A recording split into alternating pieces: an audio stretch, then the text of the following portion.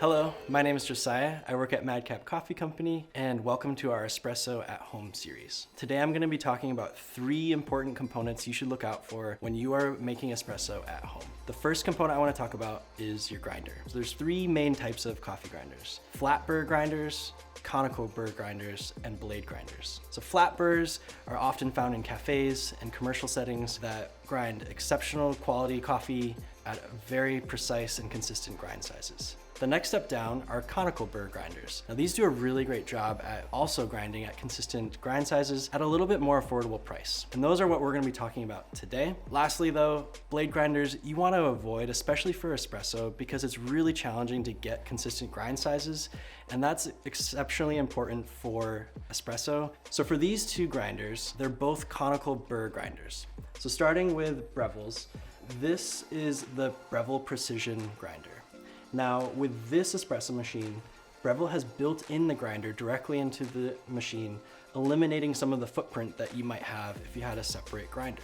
You can also buy the grinder though as a standalone if you're looking to add that on to your current setup. What's really great about this grinder is it has 30 different steps, allowing you to adjust the fineness or coarseness of the grinds, giving you that control over your particular recipe that you're using. The hopper is also really easy to remove to clean it out in between coffee. If you're changing out what coffee you're using, it's also really important to clean the grinder. It also allows you to store roughly a 10-ounce bag of coffee if you're going to be using that in a timely manner. We recommend grinding your coffee right before you brew, as grinding that coffee fresh is going to ensure the fullness of flavor from that particular coffee, whereas using pre-ground coffee, you can find that it is a little bit duller and maybe a little stale and less full and lively. So when it comes to Baratza, this is the Baratza Sette 30. This is one iteration of the Sette lineup, and it also has 30 different steps, just like Breville's Precision Grinder. This is a really exceptional grinder as you are able to insert your portafilter directly to have a nice clean workflow. It has a slightly bigger hopper that can store a little bit more coffee and give you a little bit more access to in terms of popping it off and cleaning it out. So we really recommend Baratza's grinder if you're looking for a nice standalone, or if you're just looking for a full setup with a built-in grinder. This Breville setup is a great option. The next component I want to talk about are scales. So we use scales to measure out how much coffee we're using for each dose. For every shot of espresso, we want to know how much ground coffee is going into the portafilter, and we also measure how much coffee is being brewed, so how much espresso is coming out. Now, for scales, it doesn't really matter which scale you use.